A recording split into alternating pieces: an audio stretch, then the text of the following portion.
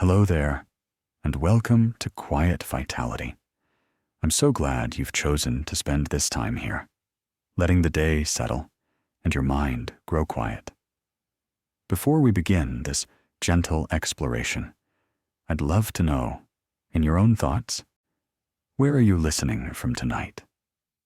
And what time is it there? Is it late evening, with the world outside your window hushed and dark? Or perhaps it's early morning, with the first soft light just beginning to color the sky. Wherever you are, and whatever the hour, I'm glad you're here. Settle in. Make yourself comfortable.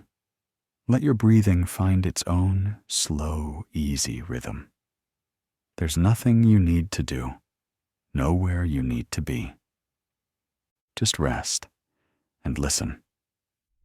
Tonight, we're going on a very quiet journey, not through distant galaxies or ancient forests, but through a universe that is intimately, beautifully your own.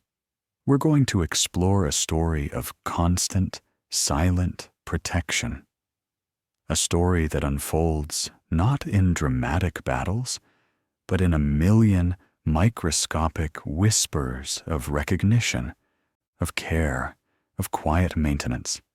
This is the story of your immune system. We often only think of it when it makes itself known. A fever, a sniffle, a feeling of tiredness that asks us to slow down. But these are just the visible signs, like seeing the wind move through the leaves of a great, deep-rooted tree. For every moment of our lives, from our very first breath to this present one, an exquisite and intelligent system has been working in the background. It is not a war machine, though we sometimes use that language. It is more like a vast, ancient, and wise community living within you. A community of countless sentinels and artisans, librarians and messengers, all moving with a purpose that is fundamentally peaceful, to preserve the gentle, unique harmony that is you. It knows the difference between your own cells and a stranger. It remembers every invader it has ever met, sometimes for decades. It cleans up the quiet, natural debris of daily living within your body. It forms silent partnerships with trillions of friendly microbes. And it does all of this without you ever needing to consciously direct it. It is the quiet vitality within your vitality. So as you relax, let your imagination soften. Picture not a fortress under siege, but a vast, thriving, and luminous landscape, the landscape of your own body. And within it, a quiet, ceaseless, and profoundly intelligent dance of protection, happening right now, as you rest. To understand this, we must first appreciate the landscape itself. Imagine the surface of your body not as a simple boundary, but as a living, breathing frontier of incredible variety and ingenious design.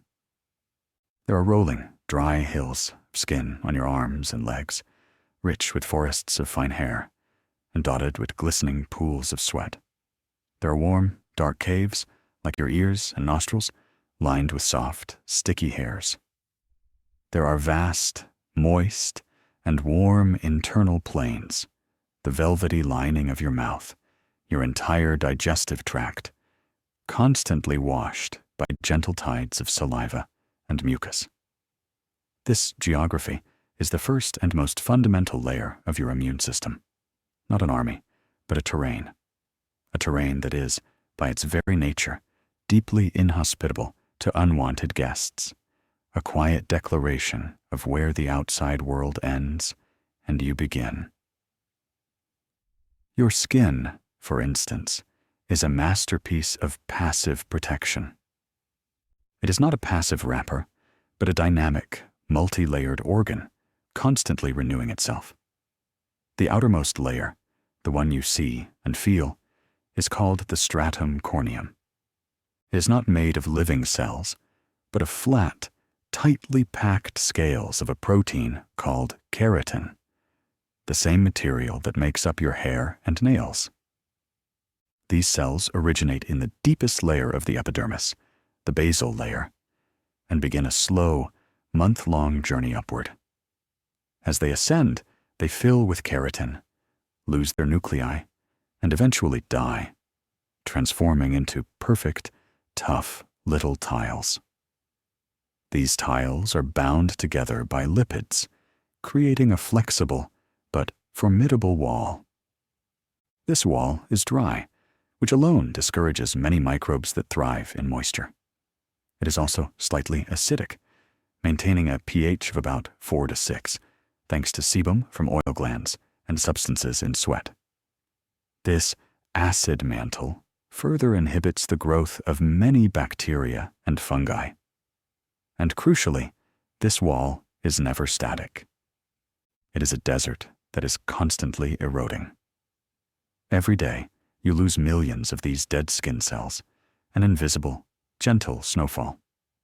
Any microbe trying to gain a foothold on this surface finds itself on a crumbling cliff face, silently shed before it can establish a colony.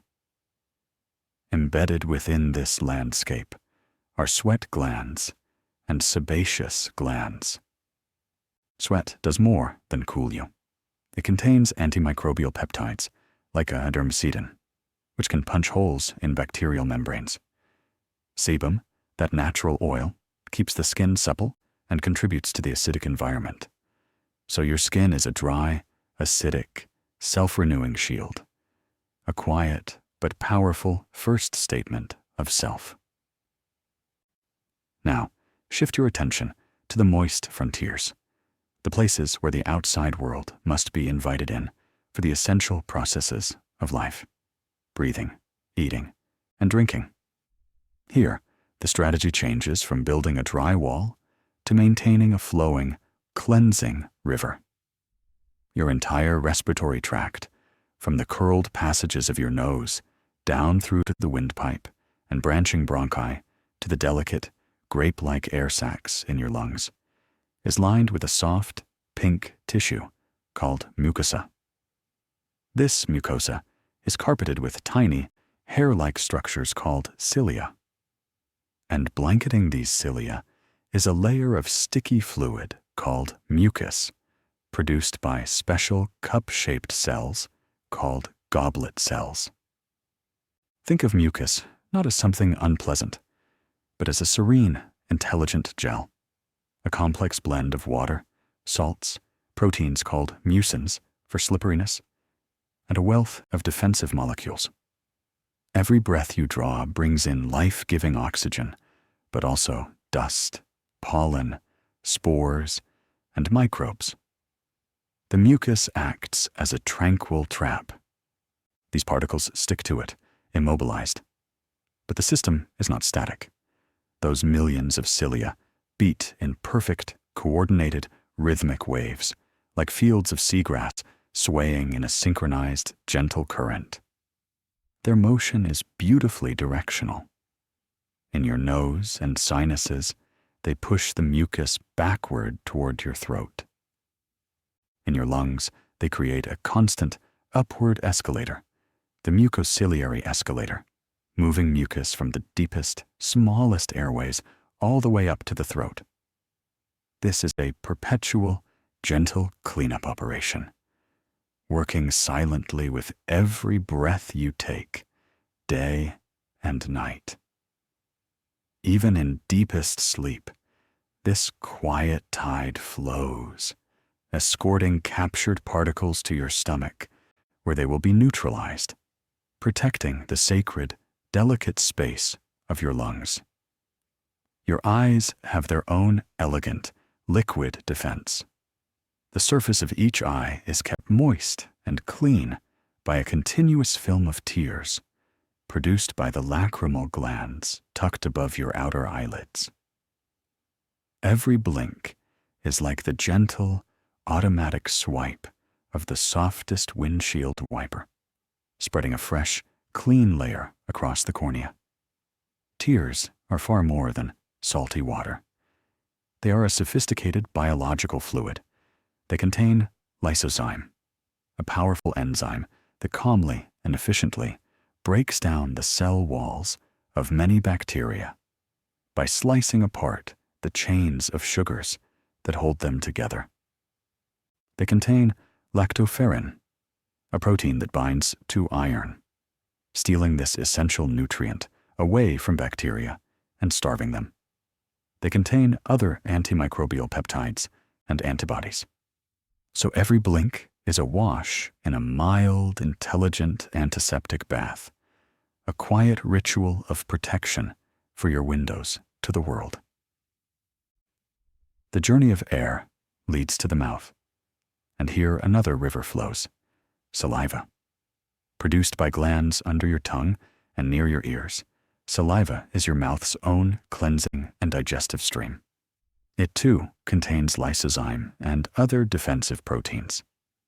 It constantly bathes your teeth and gums, diluting acids produced by resident bacteria, helping to neutralize them, and carrying away food particles that might otherwise feed harmful microbes.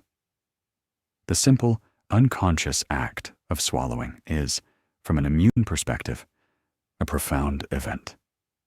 It collects the mucus from your nasal passages, the debris from your eyes via tear ducts, and the contents of your mouth, and sends it all on a one-way trip to the stomach. And the stomach is perhaps the most definitive chemical barrier of all. It is a churning sea of acid. Gastric juice, secreted by specialized cells in the stomach lining, is primarily hydrochloric acid, strong enough to give it a pH between 1.5 and 3.5, so acidic it can dissolve metal and denature virtually any protein it encounters. This acid sea is not a hostile place for you. Your stomach lining protects itself with a thick, alkaline layer of mucus. But for a bacterium, virus, or parasite swallowed with food, or in that stream of mucus from above, it is a final, quiet end. The microbe is denatured, its structures unraveled, its proteins broken down into basic amino acids, its very essence disassembled before it can pass into the more vulnerable and absorptive environment of the small intestine. It is a chemical moat of the most potent and peaceful kind, a silent end to countless potential invasions every single day. All these barriers, the dry, shedding desert of the skin, the flowing mucosal rivers of the lungs and gut, the antiseptic baths of tears and saliva, the acid sea of the stomach, are nonspecific. They do not care about the identity of the invader. They simply make the environment unwelcoming, sticky, or lethal for all of them. They are the silent, geographical, and chemical definition of self. They are the peace maintained by elegant, constant physical and chemical principles. But a frontier, no matter how well designed, is never completely impermeable. Life involves small breaches, a paper cut, a scraped knee, a tiny crack in dry lip skin, a minor abrasion in the nasal lining from dry air, or even the natural, essential process of cells absorbing nutrients in the gut can create a momentary opening. This is where the story deepens, moving from passive geography to active cellular serenity. Just beneath these barriers, residing in the very substance of every tissue in your body, is a network of constant, gentle surveillance. This is the cellular arm of the innate immune system. The word innate means it is present from birth, a set of tools ready to respond in a broad, generic way to a wide range of threats. Its cells are not specialists for specific enemies. They are wise generalists, recognizing ancient patterns of danger common to many classes of invaders, but absent from your own healthy cells. Let us meet the first, and perhaps most fundamentally peaceful, of these cellular sentinels, the macrophage. The name means big eater, which describes a key function, but in a way that is more custodial than aggressive. Imagine them as large, slow-moving, amoeba-like cells dwelling in virtually every tissue of your body. In your skin, they are called Langerhans cells, nestled among the skin cells. In your liver, they are Kupfer cells, lining the sinusoids where blood filters through. In your lungs, they are alveolar macrophages, patrolling the air sacs. In your brain, they are microglia, the delicate caretakers of neural tissue. They are the resident caretakers, the quiet custodians of your internal landscape. Most of their time is spent in a state of serene patrol.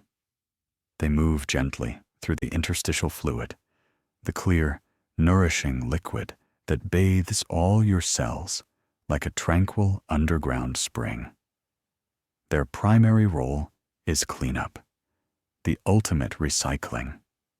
They extend their flexible cell membrane around dead cells, cellular debris, protein fragments, worn-out red blood cells, and other bits of biological dust that are the natural, quiet byproducts of living tissue. They engulf this material, drawing it inside into a pocket called a phagosome. This phagosome then drifts inward and fuses with another cellular compartment, a lysosome, which is filled with a potent cocktail of digestive enzymes and reactive chemicals.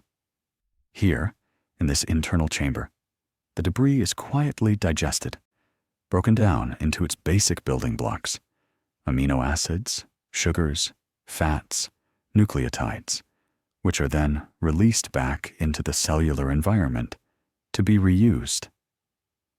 This process is called phagocytosis, cell eating. It is a fundamental, continuous act of maintenance, of keeping the internal environment clean, tidy, and efficient. Think of macrophages as the silent street sweepers and recycling engineers of your body, moving through the quiet avenues and alleys of your tissues, ensuring order, clarity, and the conservation of precious resources. But they are also deeply watchful. Embedded in their membrane is an array of sophisticated receptors. Think of them as sensitive, molecular hands. These are called pattern recognition receptors.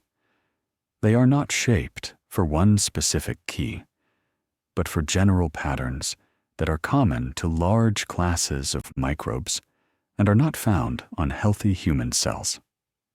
These are patterns like a particular sugary lipid complex found in the outer membrane of many bacteria, known as lipopolysaccharide, or LPS, or a specific protein called flagellin that makes up the tails bacteria use to swim, or double-stranded RNA, a molecule often produced by viruses during their replication inside a hijacked cell.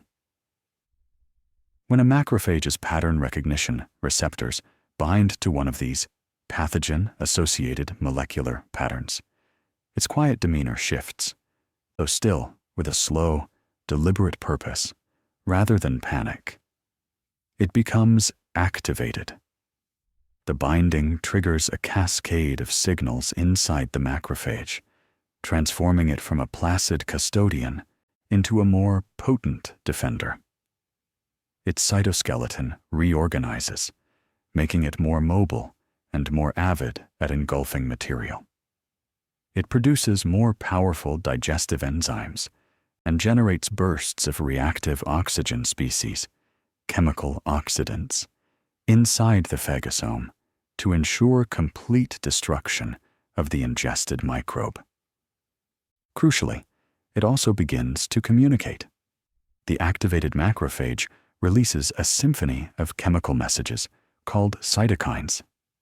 These small proteins will float away from the cellular site, diffusing through the tissue fluid, acting as signals to other cells near and far. One of the first and most important cytokines released is called tumor necrosis factor alpha, or TNFA. This molecule has wide-ranging effects. One of its primary local jobs is to act on the walls of the tiniest nearby blood vessels, the capillaries. It causes them to dilate, to widen. This increases blood flow to the area, bringing with it more warmth and causing the redness you might see around a minor cut or infection. It also makes the capillary walls more leaky or permeable. Normally, these walls are tightly knit, allowing only small molecules and water to pass. Under the influence of TNFA and other cytokines, the gaps between the endothelial cells lining the vessels widen slightly. This allows fluid, proteins, and crucially, other immune cells from the blood to escape into the tissue space. This fluid buildup is what causes the swelling, the tumor in the old medical Latin sense of swelling. Some of the chemicals released also stimulate local nerve endings, causing the sensation of pain, a gentle but insistent signal to you to protect that area. And some cytokines, like interleukin-1 and interleukin-6, travel through the bloodstream to the brain. There, they interact with the hypothalamus, the body's thermostat, and reset it to a higher temperature. This is the beginning of a fever.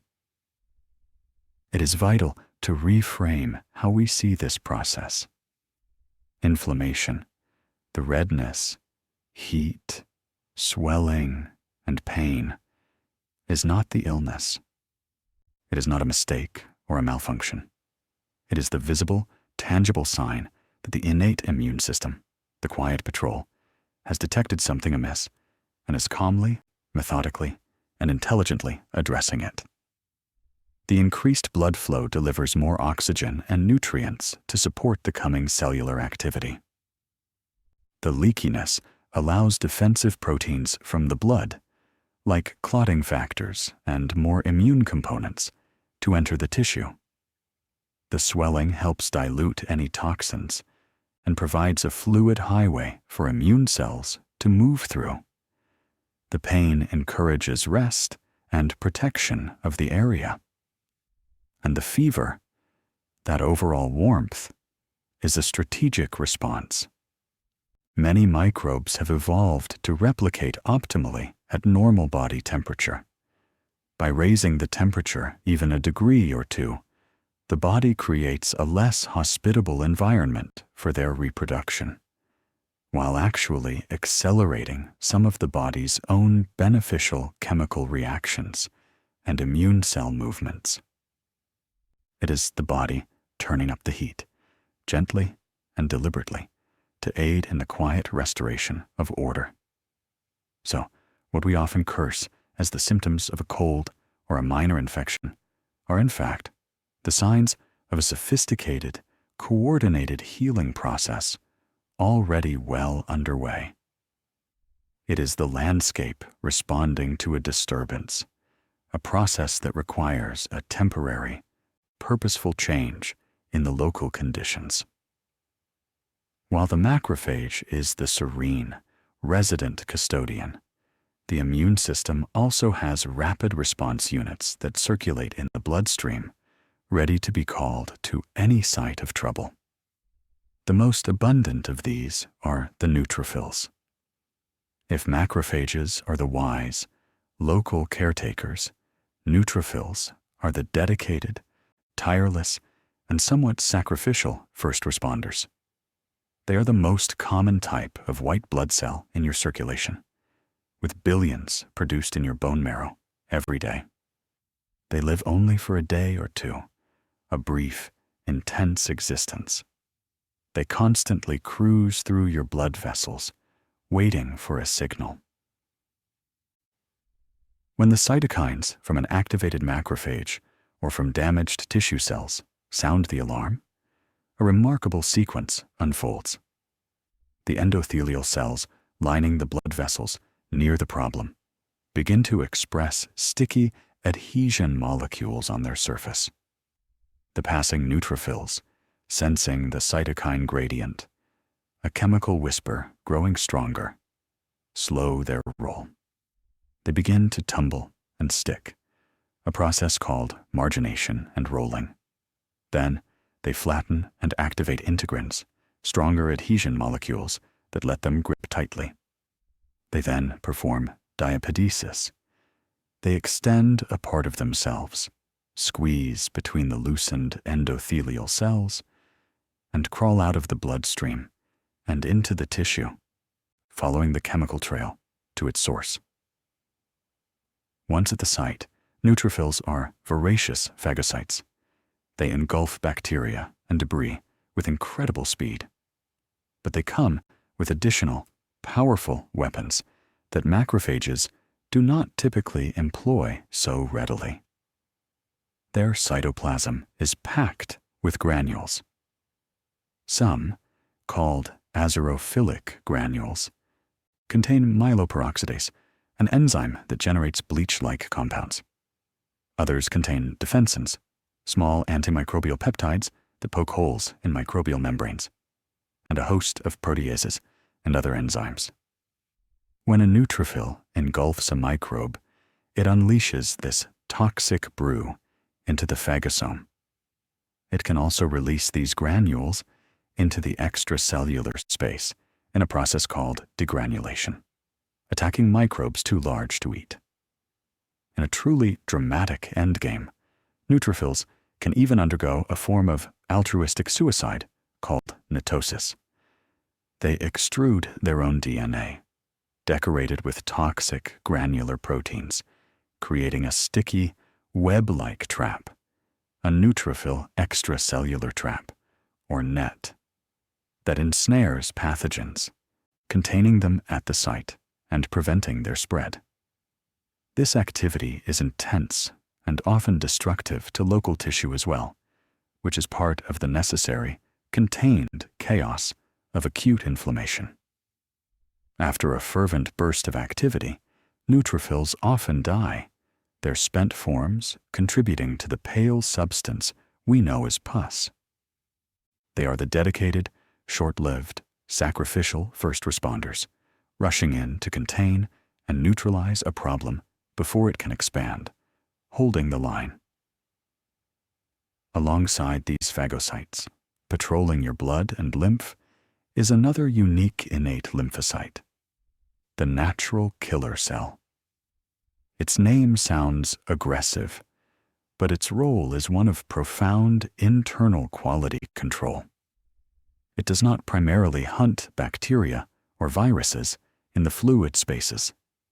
Instead, it patrols the body looking for your own cells that have gone astray, cells that have become infected with a virus, or cells that have taken the first dangerous steps toward becoming cancerous. How does it know? It uses a beautifully balanced system of signals. Healthy cells display on their surface a set of proteins called MHC class I molecules. Think of these as constant identification badges, little flags that say, I am a normal, healthy self-cell. Natural killer cells carry receptors that sense these self-flags. When they bind to a healthy cell's MHC class I, it delivers a calming off signal to the natural killer cell. All is well. Move along. However, when a cell becomes stressed, infected by a virus, which often deliberately downregulates MHC class I to hide from other immune cells, or precancerous, it frequently stops displaying these self-flags properly. The calming signal is lost. Furthermore, stressed or transformed cells often begin to display different proteins on their surface, stress-induced ligands, which act as on signals for natural killer cells. When the natural killer cell encounters a cell with missing self flags and prominent stress flags, the balance tips. It activates. It releases cytotoxic granules containing perforin and granzymes.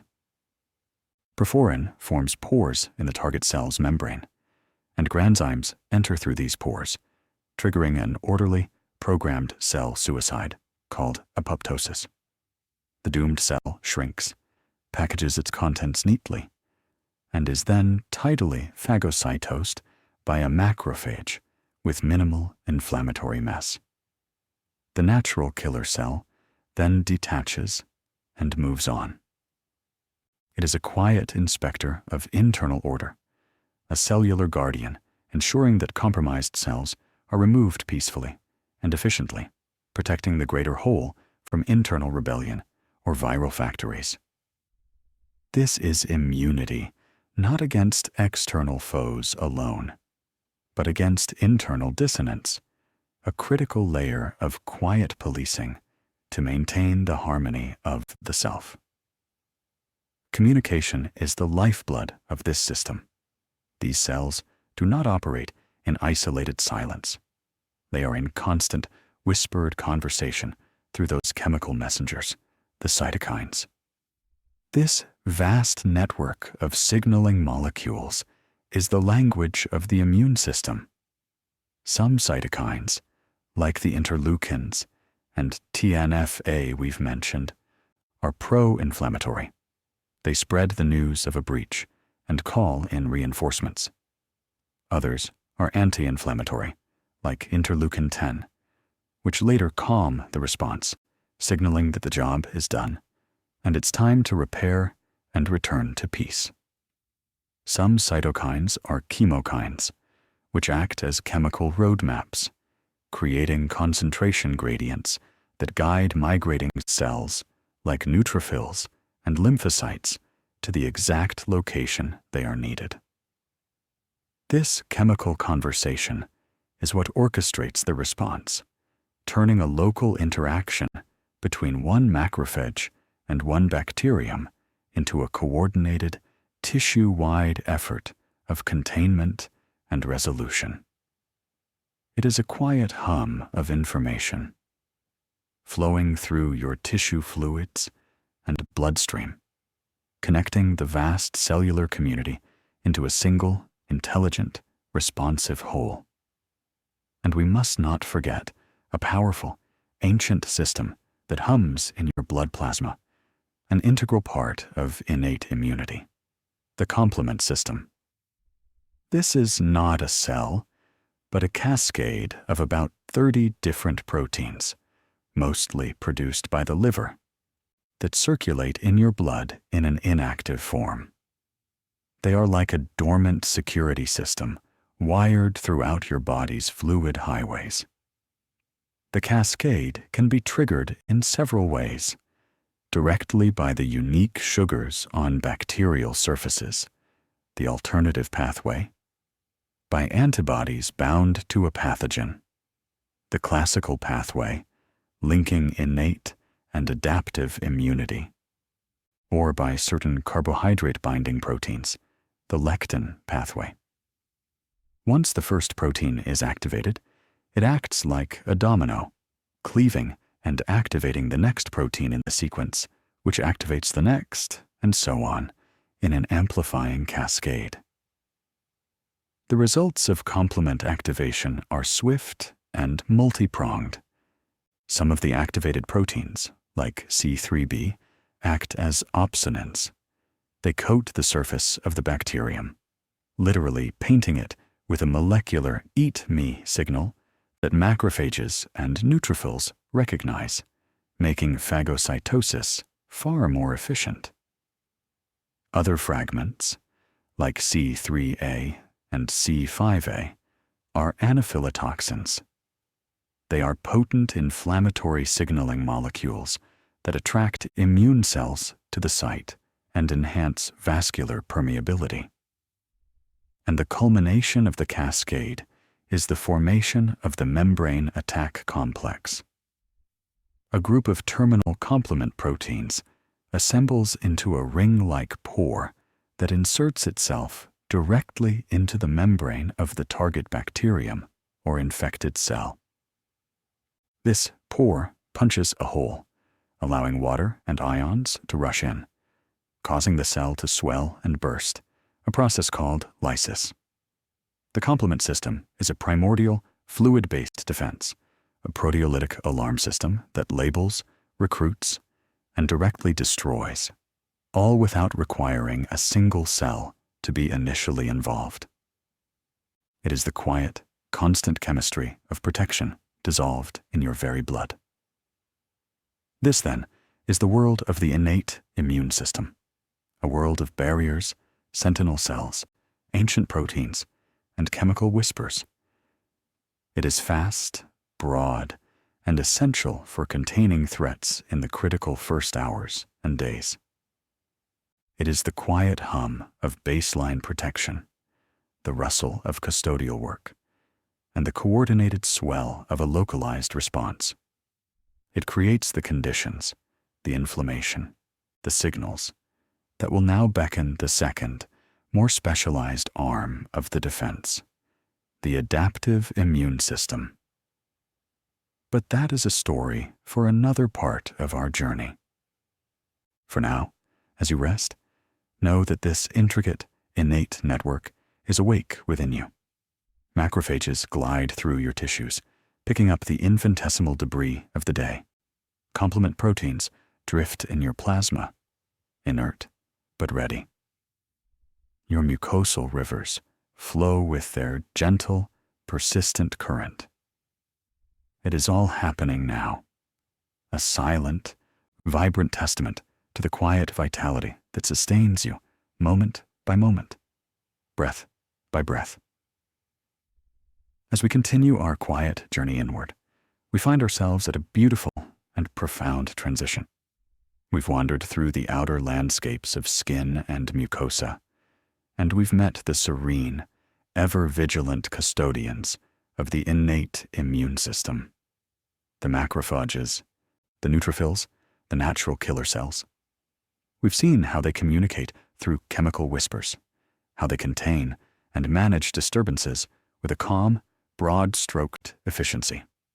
This system is magnificent, rapid, and essential. It holds the line, but it has its limitations. Its responses are general, recognizing patterns common to many foes.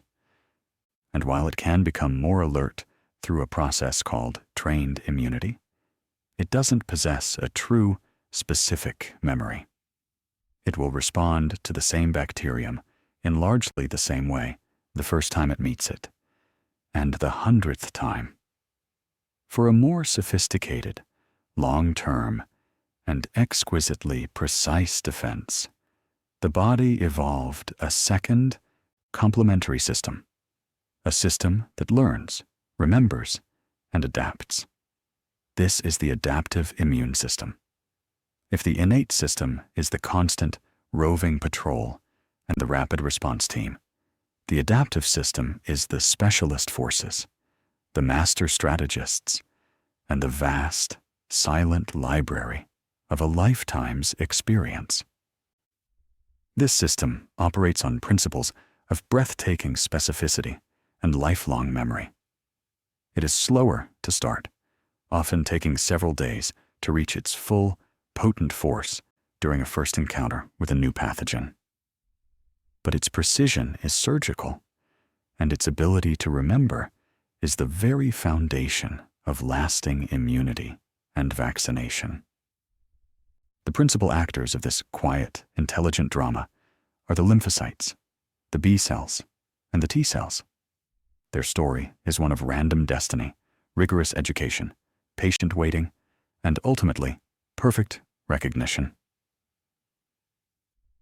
To understand the sheer scale of the challenge, consider this: the world of potential pathogens, viruses, bacteria, fungi, parasites, is astronomically diverse.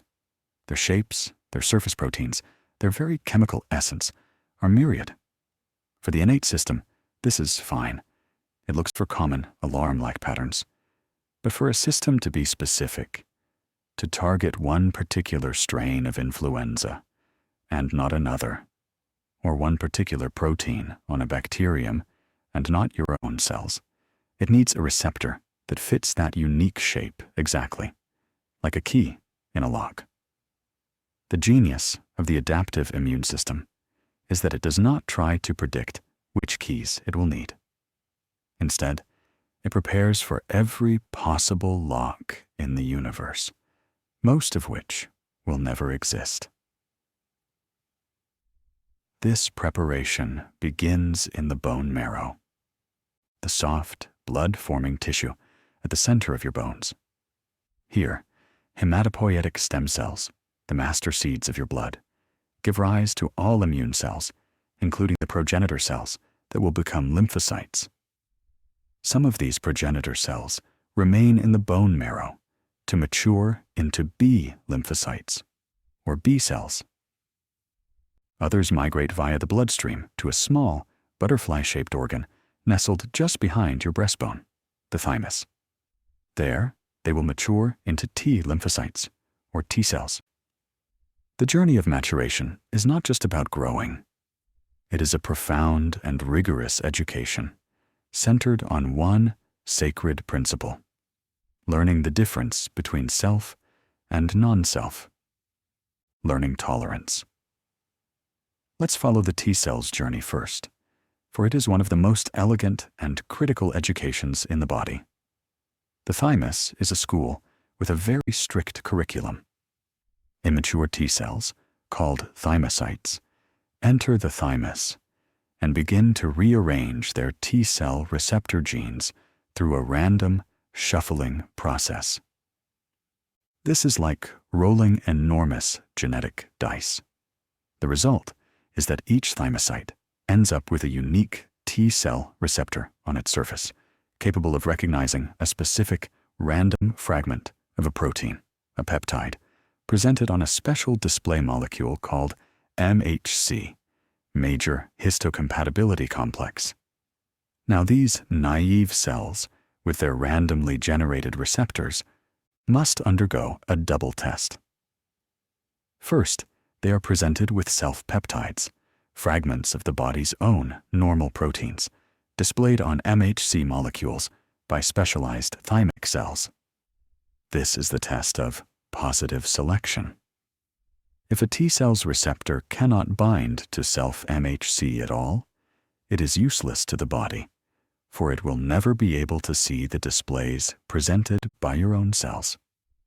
These cells are quietly failed.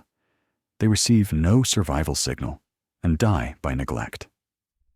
Only those T cells with receptors that show a weak ability to interact with self, MHC, pass this first test. They have demonstrated a basic compatibility with the body's own cellular language. But then comes the far more crucial second test: negative selection. Here, the thymus presents a vast array of self-peptides. If a T cell's receptor binds too strongly to a self-peptide displayed on self-MHC, it represents a clear and present danger. This is a cell that, if released into the body, could mistake your own tissues for the enemy and launch an autoimmune attack. These self-reactive T cells are not simply failed. They are actively instructed to undergo programmed cell death, or apoptosis. It is a quiet, necessary elimination.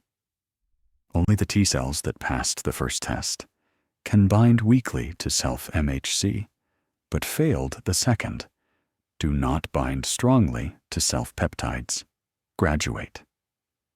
They are the Goldilocks cells.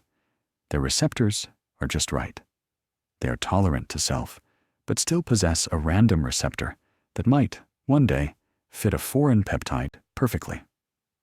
These mature, naive T cells are then released from the thymus into the bloodstream and lymphatic system, joining a vast, circulating library of potential. B cells, undergo a similar, though less centralized, education in the bone marrow.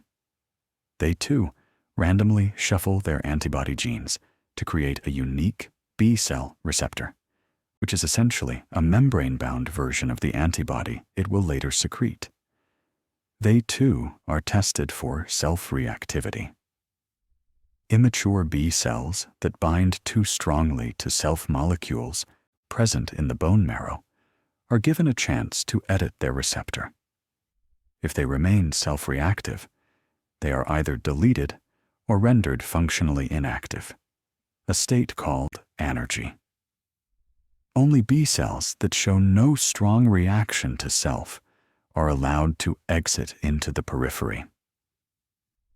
The result of this massive, lifelong generative and educative process is your naive lymphocyte repertoire. You're born with it, and it is continually replenished, though more slowly as you age. It consists of tens of billions of B and T cells, each one bearing a unique receptor. The diversity is staggering, estimated to be capable of recognizing over 10 circumflex, 15 different molecular shapes. This means that for nearly every possible protein fragment from every possible pathogen on Earth, you likely have at least a few lymphocytes whose receptor is a close enough fit to recognize it. It is an incredibly costly strategy in terms of energy and genetics, but it guarantees a prepared defense for the unknown. These cells now enter a phase of quiet, patient circulation. They are the unread books in the library, waiting for the moment their specific story is called upon. The meeting ground where this call happens is the lymphoid system, a network of organs and vessels that parallels your blood circulation. The most important way stations are the lymph nodes. These small, bean-shaped structures are strategically located at junctions all over your body, in your neck, armpits, groin, and along the great vessels in your chest and abdomen. They are connected by lymphatic vessels, which carry a clear fluid called lymph. Lymph is essentially the interstitial fluid, the fluid that bathes your cells, that has been collected. It percolates through your tissues, picking up cellular debris, foreign material, and, crucially, immune cells. It flows slowly into the lymphatic capillaries, through larger vessels, and finally into lymph nodes, before eventually draining back into the bloodstream. A lymph node is a marvel of cellular organization. It is a bustling, quiet marketplace, a living filtering station. Inside, it has distinct neighborhoods. There's a B cell zone, or follicle, where B cells congregate. There's a T cell zone, or paracortex, densely packed with T cells. And there are sinuses lined with macrophages and dendritic cells. This is where the bridge between the innate and adaptive immune systems is built. Remember the dendritic cell, the wise scout from our previous journey? Its role now becomes paramount. Let's paint a complete picture of this quiet, pivotal sequence. Imagine a bacterium has breached the skin on your finger. Innate defenses spring into action. Neutrophils arrive. Resident macrophages in the tissue become activated. They engulf bacteria, release cytokines, and inflammation begins. Among these cells is a dendritic cell. It does what it does best. It reaches out its long, branch-like arms and engulfs pieces of the bacterium. But instead of just digesting them for cleanup, it enters a special mode. It begins to process the bacterial proteins, chopping them into small peptide fragments, about 10 to 20 amino acids long. It then loads these fragments onto special display racks, MHC class II molecules. Now antigen loaded and activated by the inflammatory signals, the dendritic cell undergoes a transformation. It detaches from the tissue and enters a nearby lymphatic capillary. It travels with the gentle flow of lymph, making its way to the nearest draining lymph node, perhaps one in your elbow or armpit. Meanwhile, in that lymph node, a continuous river of naive T cells is flowing in from the blood, percolating through the T cell zone and exiting again. They are browsing, in a sense. The activated dendritic cell takes up residence in the T cell zone. It presents its captured bacterial peptides on its MHC class II molecules, holding them up like tiny flags. Now, the moment of destiny. By pure chance, among the thousands of T cells passing by this dendritic cell every hour, one may have a T cell receptor that's a near-perfect fit for that particular bacterial peptide MHC combination. This is clonal selection. That one T cell, one among billions, finds its match. It stops. It binds. But the immune system is cautious. A single signal, the T cell receptor binding to the peptide MHC, is not enough to fully activate a naive T cell. This prevents accidental activation by harmless or self molecules. A second, co-stimulatory signal is required. This signal comes from special proteins on the surface of the activated dendritic cell, like B7, which bind to receptors on the T cell, like CD28. Only when the T cell receives both signal 1, the antigen-specific bind, and signal 2, the co-stimulation, does it become fully activated. It is a two-key security system, ensuring the response is warranted. When activation occurs, it sets off an astonishing cascade within that chosen T cell. It begins to proliferate exponentially. Within days, that single T cell can give rise to a clone of thousands of identical daughter cells, all with the same perfect receptor for that specific bacterial peptide. This clone then differentiates into two main types of cells: effector T cells and memory T cells.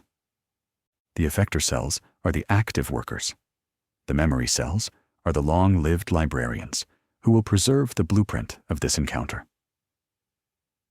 The type of work the effector T cells do depends on which kind of T cell was activated. The most common and crucial type is the helper T cell, specifically identified by a surface protein called CD4. These cells are the master coordinators, the conductors of the immune orchestra. When a CD4 plus helper T cell is activated, it doesn't kill infected cells directly. Instead, it begins to secrete a tailored cocktail of cytokines. These cytokines are powerful instructions. Some, like interleukin-2, IL-2, act as a growth hormone, promoting the proliferation of the T cell clone itself and other lymphocytes.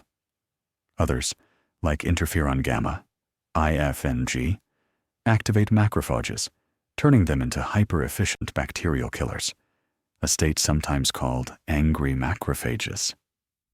Other cytokines provide essential help to B cells, which we will come to shortly. The helper T cell essentially directs and amplifies the entire immune response, deciding its character and intensity. It is a central command node, communicating purely through chemical messages. The other major type is the cytotoxic T cell, identified by the surface protein CD8. Its education in the thymus was even more stringent, as it learned to recognize peptides presented on a different display molecule, MHC class I. Here is a critical distinction. MHC class II, used by dendritic cells, macrophages, and B cells, primarily presents fragments of things that have been engulfed from the outside, like our bacterium. MHC class 1, however, is on the surface of nearly every nucleated cell in your body. Its job is to display samples of the proteins being made inside that cell. It's a constant quality control window. A healthy cell displays fragments of its own normal proteins.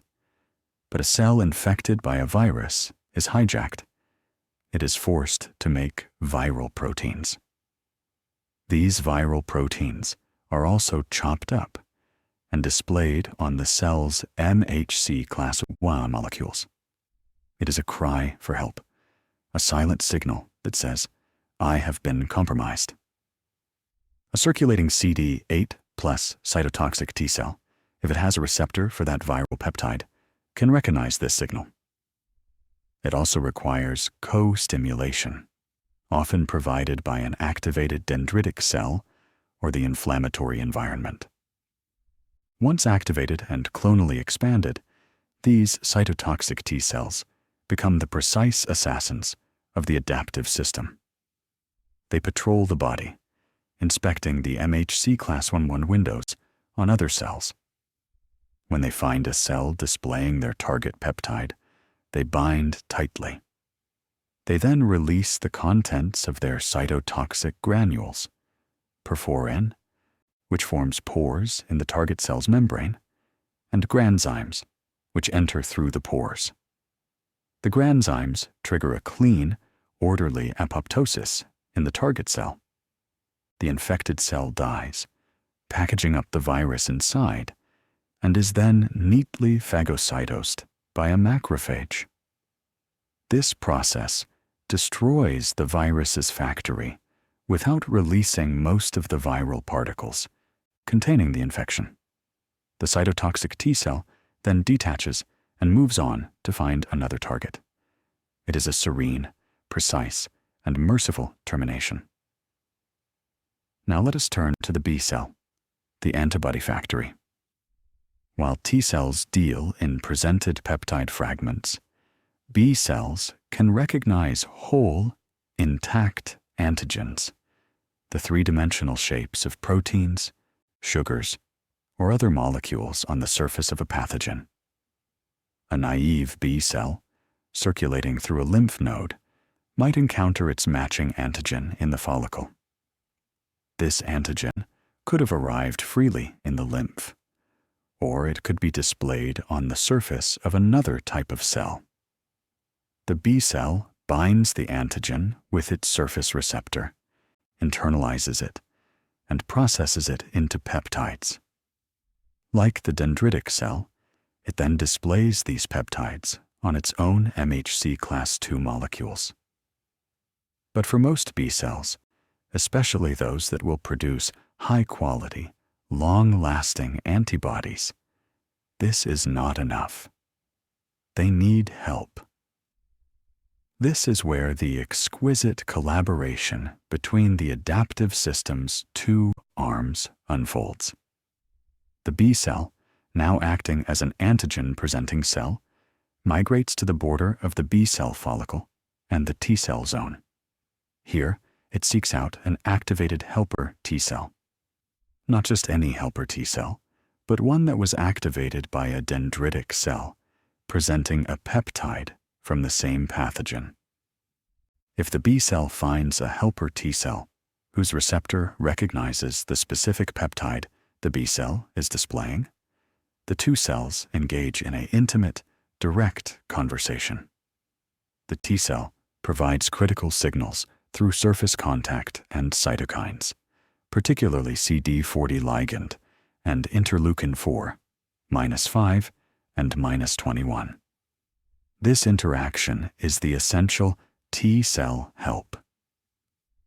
With this help, the B cell becomes fully activated. It proliferates wildly, forming a large transient structure within the lymph node follicle called a germinal center. The germinal center is a microscopic crucible of evolution. Here, B cells undergo two remarkable, transformative processes. The first is somatic hypermutation. The B cells deliberately introduce random point mutations into the genes that code for the variable regions of their antibody, the part that binds the antigen. This creates a swarm of B-cell clones with slightly different receptors, some binding the antigen better, some worse.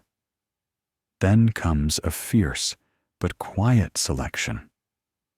The B cells compete to bind to the antigen present in the germinal center. Those with mutations that lead to higher affinity receptors receive strong survival signals from helper T cells and proliferate further. Those with weaker or no binding die by apoptosis. This is affinity maturation, a Darwinian process of survival of the fittest, happening inside your lymph node over a few days. It results in antibodies that fit their target like a glove, with exquisite precision. The second process is class switching. Initially, activated B cells produce IgM antibodies, which are good at clumping pathogens together. But under the direction of specific cytokines from the helper T cell, the B cells can switch the constant region of their antibody. This changes the antibody's class, or isotype, to IgG, IgA, or IgE, while keeping the same antigen-binding variable region. Each class has a different function and location. IgG is the most abundant in blood and tissues, excellent at neutralizing toxins and viruses, opsonizing pathogens for phagocytosis, and activating complement. IgA is the guardian of mucosal surfaces. It is dimeric and secreted into saliva, tears, breast milk, and the gut lining, providing vigilant protection at the very frontiers. IgE is involved in defenses against parasites and, notoriously, in allergic reactions. Finally, these matured, high-affinity, class-switched B cells differentiate. Some become antibody factories called plasma cells. These are cellular machines devoted entirely to production. They expand their endoplasmic reticulum, the protein-making machinery, and can pump out thousands of antibody molecules per second. They migrate to the bone marrow or to mucosal tissues, where they may live for days, weeks, or even years, secreting their specific antibody into the circulation or secretions. Others become memory B cells. These are long-lived, quiescent cells. They do not secrete much antibody, but they circulate for decades, often for a lifetime. They carry the perfected, high-affinity, class-switched B cell receptor on their surface. They are the essence of immunological memory. If the same pathogen is ever encountered again, these memory cells are poised to react with astonishing speed and magnitude. They quickly proliferate and differentiate into new plasma cells, producing a massive, precise wave of antibodies within hours, often stopping the infection before you ever feel a symptom. The antibodies themselves are Y-shaped marvels. The two tips of the Y are the variable regions, the unique parts shaped by somatic hypermutation to bind one specific antigen. The stem of the Y is the constant region, which determines the antibody's class and its effector functions. Antibodies don't kill directly. They are elegant, multi-tool tags. They can bind to a virus, physically blocking its ability to attach to and enter your host cells. This is neutralization. They can coat a bacterium, their constant region acting as a handle that macrophages and neutrophils recognize, making phagocytosis far more efficient. This is opsonization. They can link pathogens together into clumps, making them easier to clear. And when clustered on a pathogen surface, the constant regions of IgG or IgM can activate the classical pathway of the complement system, that ancient proteolytic cascade leading to opsonization, inflammation, and direct lysis. This entire adaptive process, from dendritic cell migration and antigen presentation, to clonal selection of T and B cells, to germinal center reactions and antibody production, takes time. For a brand new pathogen, it takes about 5 to 7 days to reach its peak. This is the incubation period of many illnesses. You feel the innate system's inflammatory response, fever, fatigue, soreness, while the adaptive system is quietly but furiously preparing its tailored, definitive counterstroke. When it arrives, it is decisive. It clears the infection with precision, minimizing collateral damage. And then, the most beautiful part, the return to quiet. Once the threat is eliminated, most of the effector cells, the armies of activated T cells, and the legions of plasma cells are no longer needed. They receive signals to undergo apoptosis. They die off, their mission accomplished. The swelling subsides, the fever breaks, the energy returns. What remains are the memory cells, the memory helper T cells, memory cytotoxic T cells, and memory B cells. They take up residence in your bone marrow, your lymph nodes, your spleen, and your tissues. They become a permanent, quiet part of your biological record, a living library of every significant immune challenge you have ever faced and overcome. They require minimal maintenance, simply existing in a state of poised, watchful readiness. This is the true hallmark of the adaptive immune system. Not just the fierce specificity of the response, but the profound, peaceful silence of its memory. It is a system that learns from experience, that grows wiser with time, that carries the quiet knowledge of past victories into the future, all to preserve the gentle, constant state of being that is you. This knowledge, this memory, is the gift that vaccination gives us, a safe way to write a protective page in that library without having to face the full storm of the disease itself. It is a partnership with our own profound inner wisdom, a gentle nudge to prepare the quiet guardians within. And as we continue, we will see how this entire, majestic, intelligent system exists not in isolation, but in deep harmony with the rest of the body, and how the rhythm of our own lives, our sleep, our nourishment, our calm, supports its serene and vital work. But that is for the next part of our journey. For now, as you rest, know that this silent library of memory resides within you, a testament to resilience, a record written not on paper, but in the very cells of your being. In our journey so far, we have witnessed the profound intelligence of the immune system, from the quiet, geographical barriers of skin and mucosa, through the swift, general response of the innate sentinels, to the exquisitely specific and memory-filled world of the adaptive response. We have seen armies of clones arise, precision weapons forged, and victories quietly recorded in cellular libraries.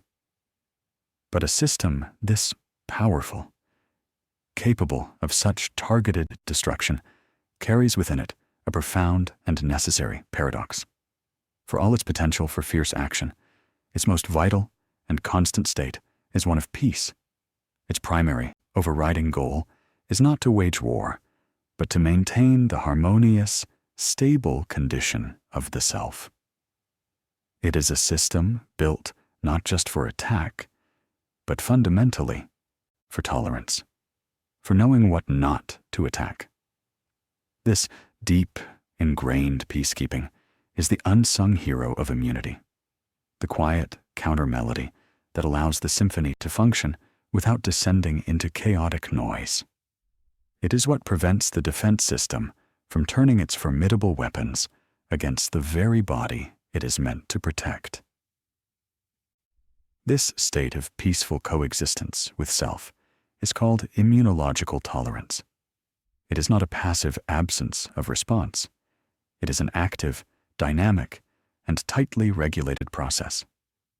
We already glimpsed its foundation in the central education of T cells in the thymus and B cells in the bone marrow, where strongly self-reactive cells were deleted.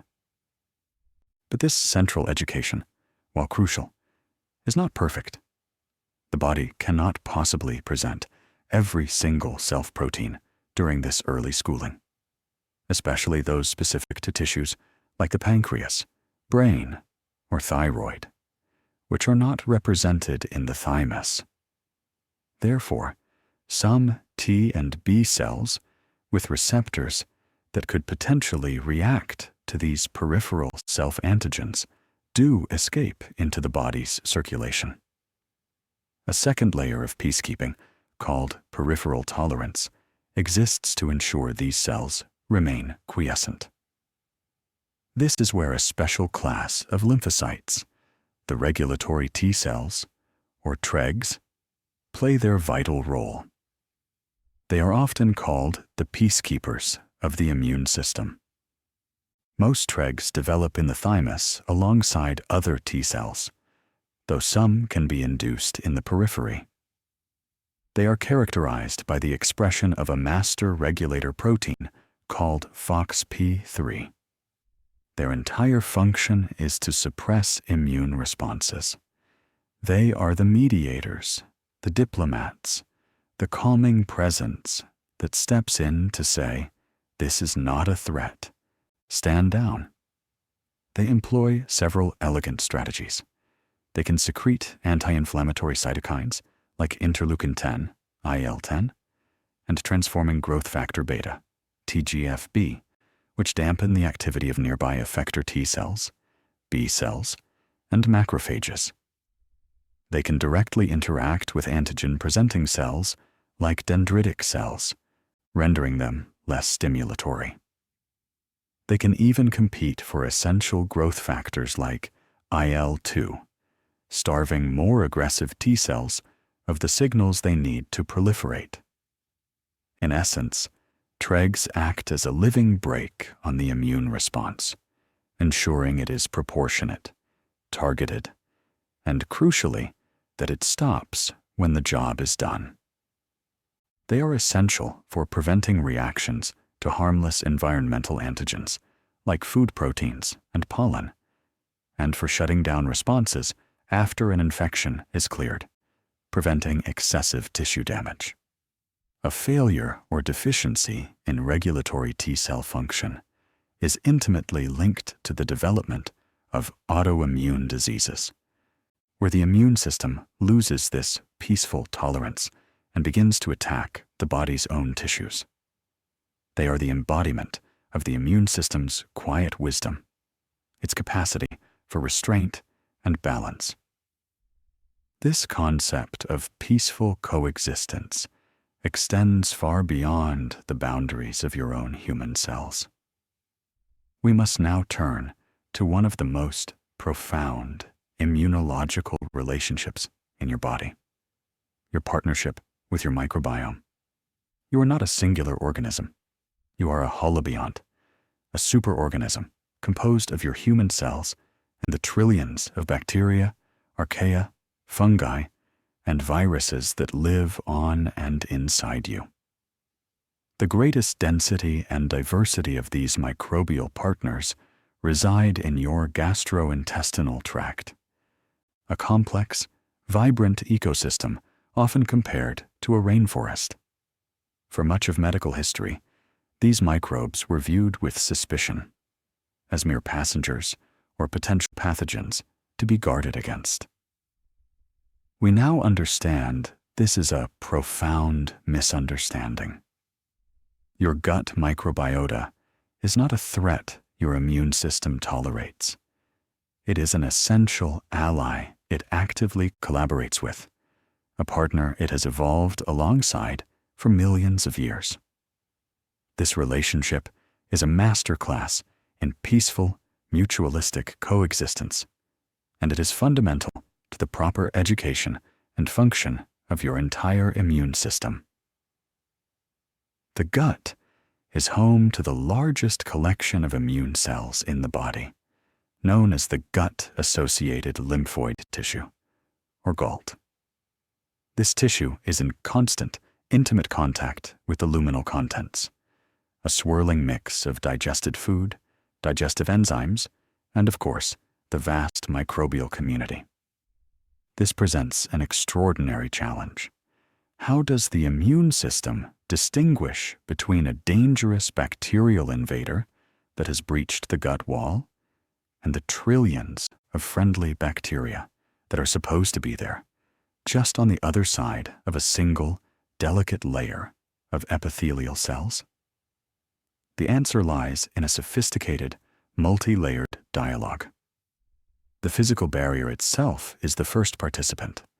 A single layer of intestinal epithelial cells, sealed together by tight junctions, forms the boundary. These cells are not just a wall, they are active communicators. Specialized epithelial cells, called goblet cells, secrete a thick, protective layer of mucus.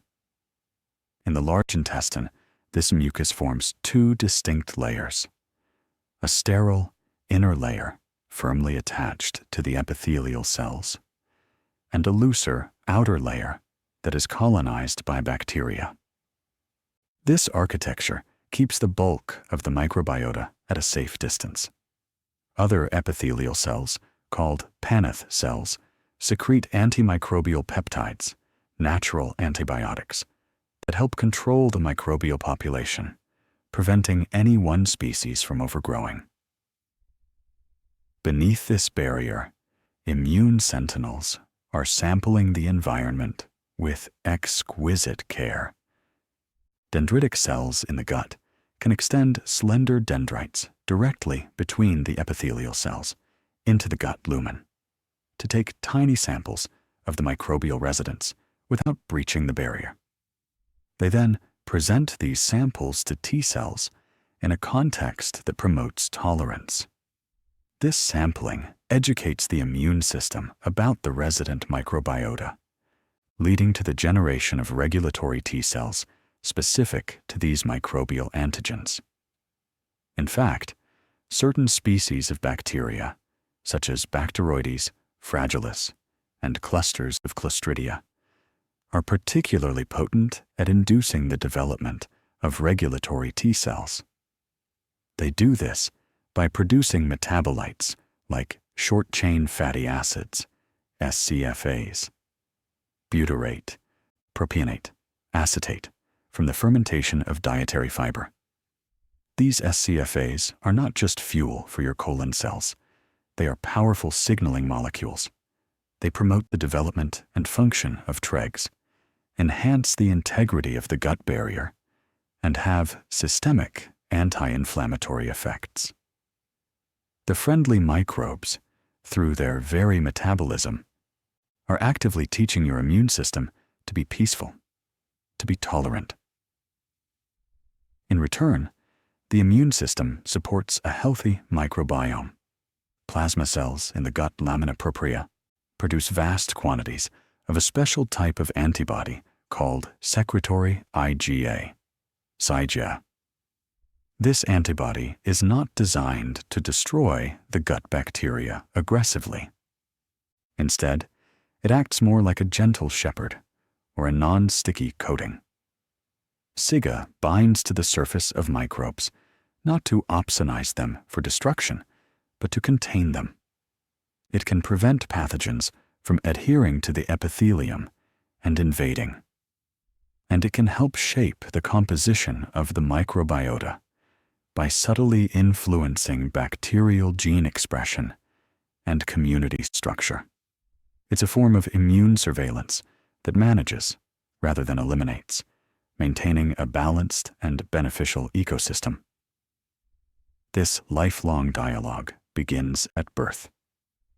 A baby emerges from the sterile womb and is immediately colonized by microbes from the birth canal and the environment. Breast milk then continues this exquisite calibration. It is not sterile. It contains its own microbiome. It is also rich in prebiotic human milk, oligosaccharides, HMOs, complex sugars that the infant cannot digest, but which are the preferred food for beneficial bacteria, like bifidobacterium. And it is brimming with Cy-GA antibodies tailored to the mother's environment, providing passive protection while the infant's own immune system learns. This early period is critical for setting the immune system's tone. A diverse, healthy microbiome in infancy is associated with a lower risk of developing allergies, asthma, and autoimmune conditions later in life. It is the foundational training ground for immune tolerance, where the system learns, with the help of its microbial partners, what constitutes a true threat and what is simply part of the extended self. This brings us to the natural rhythm of the immune system across a lifetime. It is not a static entity operating at a constant level from cradle to grave. It has a developmental trajectory, a peak of robust maturity, and then a gradual, nuanced reshaping in later years. Understanding this rhythm is key to appreciating the quiet adaptations of the immune system at every age. In infancy and childhood, as we've seen, the system is one of learning and calibration. The innate system is functional at birth, but the adaptive system is naive. The thymus is at its largest and most active, a bustling school churning out fresh, diverse T cells. Every new encounter, every common cold, every mild childhood illness is a lesson that populates the memory library. This is why children often have more frequent, though usually milder, respiratory infections. Their adaptive system is building its repertoire. Vaccinations during this time are profoundly important, as they provide safe, controlled lessons that fill the library with protective memories against serious diseases, without the risk of the disease itself. Through adolescence and into early and middle adulthood, the immune system reaches its peak of efficiency and resilience. The thymus begins its natural, gradual process of involution. It shrinks and becomes less productive in generating new T cells. But by this point, the T cell repertoire is vast, and the library of memory cells is substantial. Responses are swift and robust. This is the period of greatest immunological vigor. As we move into our later years, a process known as immunosenescence occurs. It is crucial to frame this not as a simple failure or weakening of the immune system, but as a complex recalibration. It is an aging of the immune system with characteristic changes. The output of new, naive T cells from the thymus becomes a mere trickle. The T cell population becomes increasingly dominated by memory cells, and many of these may reach a state of replicative senescence or exhaustion after a lifetime of exposures, becoming less responsive. There can be a shift in the balance of immune subsets. The innate system may become somewhat dysregulated, leading to a state of low-grade, chronic inflammation, often termed inflammaging. This subtle, persistent inflammatory backdrop is thought to be a contributor to many age-associated chronic diseases, from atherosclerosis to neurodegeneration. Furthermore, the adaptive system's response to new pathogens can be slower and less robust. This is why vaccines like those for influenza and pneumonia are so critical for older adults. They serve as vital boosters to a memory pool that might not react as vigorously on its own, and they can help generate new responses where possible. The immune system's ability to patrol for and eliminate precancerous cells may also decline slightly, partly explaining the increased incidence of cancer with age. Yet to speak only of decline is to miss the profound adaptability and retained strength of the aging immune system. The memory library is vast, filled with a lifetime of experience. Many aspects of innate immunity remain strong. The system is not becoming incompetent. It is changing its operational parameters. It has shifted from being a system primed for rapid expansion with fresh recruits to one that relies more on the deep, experienced wisdom of its established memory forces. It operates with the characteristics of a long and storied life, perhaps a little slower to mobilize for entirely new threats, but rich in historical knowledge and capable of immense, nuanced response. Supporting this graceful aging becomes a gentle practice of partnership, of providing the right environment for this experienced system to function at its best. And this leads us to the beautiful, empowering truth. You are not a passive passenger in this process. Your daily life, your choices, your rhythms, are the environment in which this entire cellular and microbial community exists. You can cultivate habits and a lifestyle that support the harmony, resilience, and balanced function of your immune system. This is not about boosting immunity in an aggressive, stimulatory way. An overactive immune system is the cause of allergies and autoimmunity. It is about nurturing it, providing the conditions for optimal, regulated function. It is about tending the inner landscape so the quiet patrol and the wise library can do their best work. Perhaps the most profound and non-negotiable support you can offer is sleep. Sleep is not a passive state of unconsciousness. It is an active, restorative, and essential physiological process with direct and potent effects on immune function. During deep, non-REM sleep, the body increases the production and release of several key cytokines, including interleukin-1 and interleukin-12, which are involved in promoting immune responses. The circulation of certain immune cells, like T cells and natural killer cells, follows a circadian rhythm, peaking during the night's rest. Sleep deprivation, even for a single night, has measurable detrimental effects. It can reduce the activity of natural killer cells, decrease the production of antibodies in response to vaccination, and alter the balance of pro- and anti-inflammatory cytokines, leading to a state of increased low-grade inflammation. Think of sleep as the essential, nightly maintenance shift for your entire biology. It is a time for repair, for memory consolidation, both in the brain and in the immune system, for rebalancing the hormonal and chemical conversation of the body.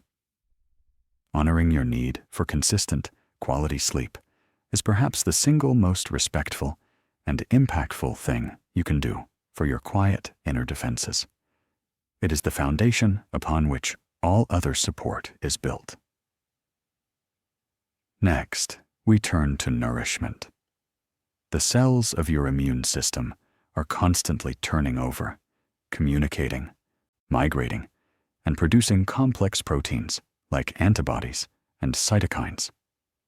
They require a steady, diverse supply of building blocks and cofactors to do this work efficiently.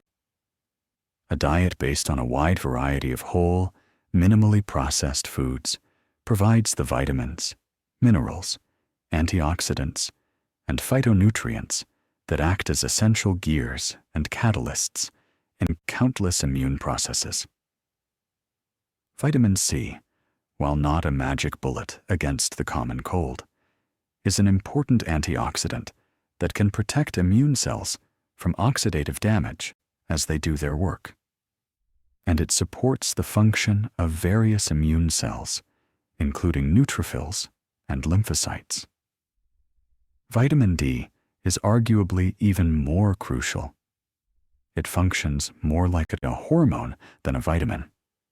Receptors for vitamin D are found on most immune cells, including T cells, B cells, and antigen-presenting cells. Vitamin D is essential for activating T cells. Without sufficient levels, they remain dormant. It also promotes the production of antimicrobial peptides and has anti-inflammatory effects. Many people, especially those with limited sun exposure or who live in northern latitudes, have suboptimal levels, making mindful intake or supplementation important for many. Zinc is a mineral involved in the development and function of many immune cells. It acts as a cofactor for hundreds of enzymes in the body, including those involved in DNA synthesis and cell division, which is critical for the rapid proliferation of lymphocytes during an immune response. The mineral selenium is important for antioxidant defenses and the function of certain immune cells. But the key is not to focus on megadoses of single, isolated nutrients. It is the symphony of compounds found in colorful vegetables and fruits, lean proteins, healthy fats like those in nuts, seeds, and olive oil, and fermented foods that support a healthy microbiome. Food is information for your body. A diverse, plant-rich, fiber-filled diet sends signals of abundance, supports a stable gut barrier, feeds your beneficial microbes, which in turn produce those calming SCFAs, and promotes a calm, regulated inflammatory state. It is about providing the raw materials for the quiet work, not forcing it into overdrive. Gentle, regular movement is another pillar of support. Moderate, consistent exercise has been shown to have a remarkable array of benefits for immune function. It promotes good circulation and lymphatic flow, which allows immune cells and signaling molecules to travel more efficiently throughout the body. It can help reduce chronic, low-grade inflammation and support healthy metabolism. It may also contribute to the rejuvenation of the immune system by promoting the turnover of old T cells. It's important to note the relationship is like a J-shaped curve.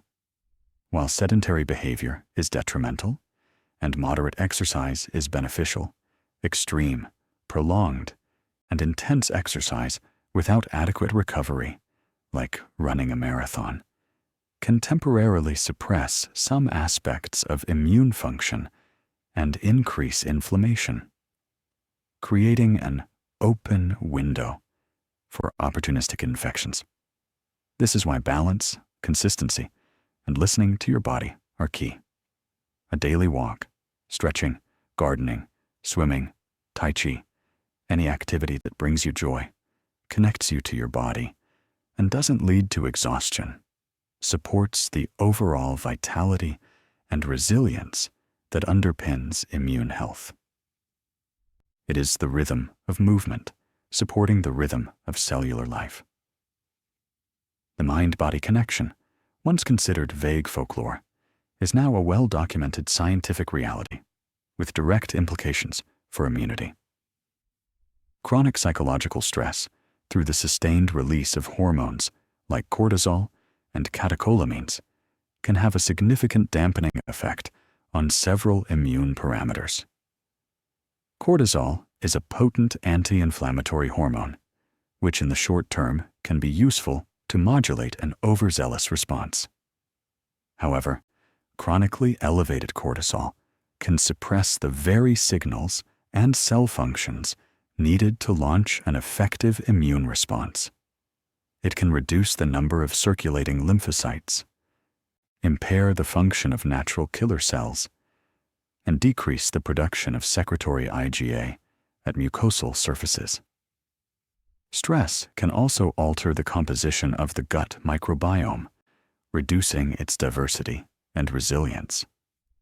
This doesn't mean that everyday acute stress is harmful. The system is designed to handle short-term challenges. It is the unrelenting, unresolved, chronic stress, the kind that feels inescapable and lingers in the background of the mind, that takes a measurable toll over time.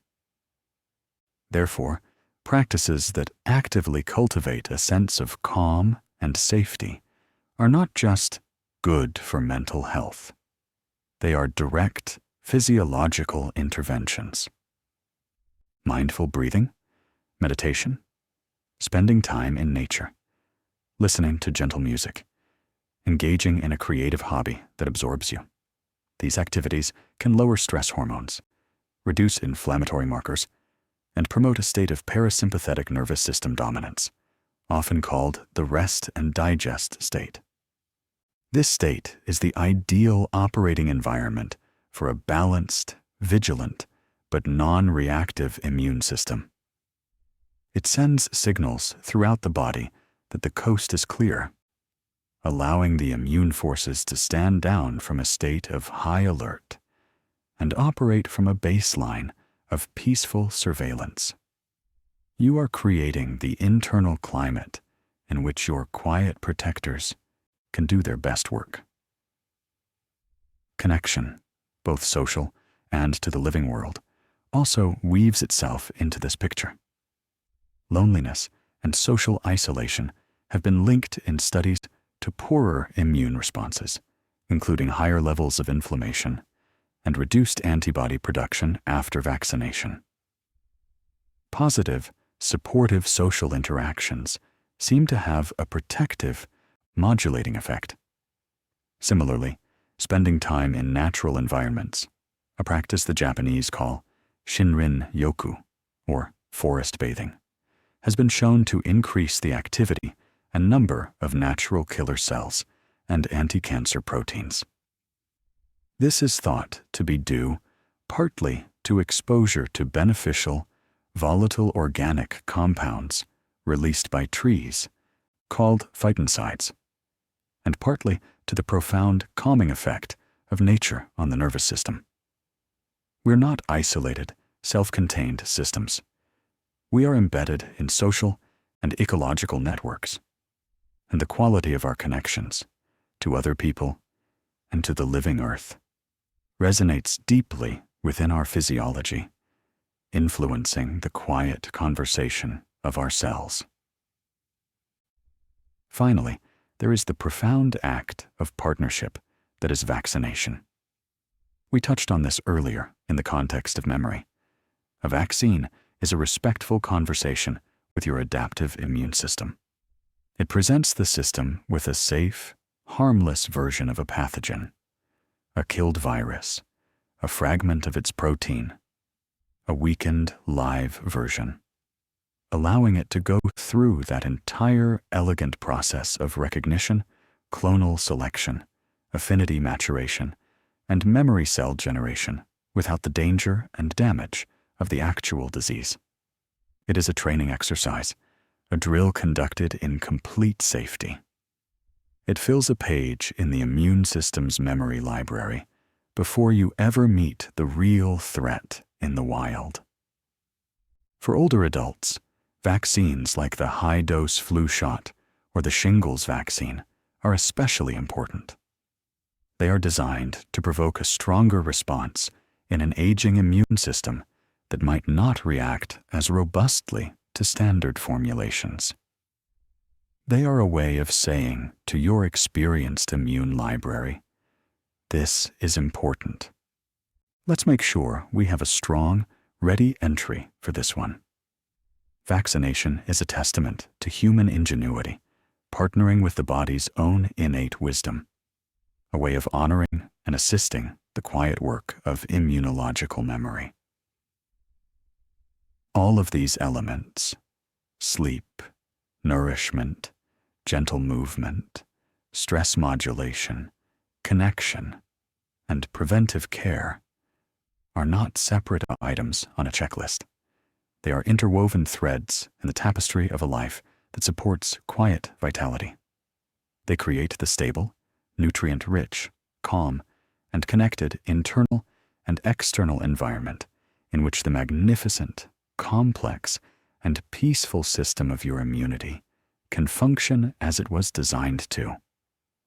Not as a source of constant anxiety, but as a background hum of assurance, a deep, intelligent, and resilient peacekeeping force, working softly in the depths of your being, moment by moment, to preserve the singular, precious harmony that is you.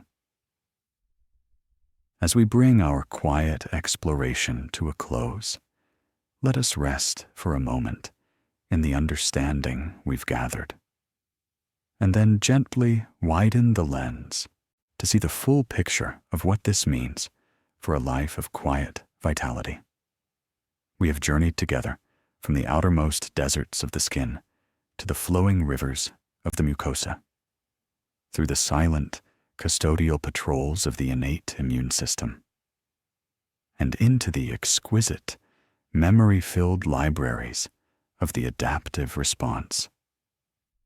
We have seen how this vast community within us is built not for perpetual war, but for sustained peace, a peace maintained through meticulous education, through constant dialogue with trillions of friendly microbes, through the calming hands of regulatory cells, and through the rhythmic, intelligent return to stillness after a task is complete.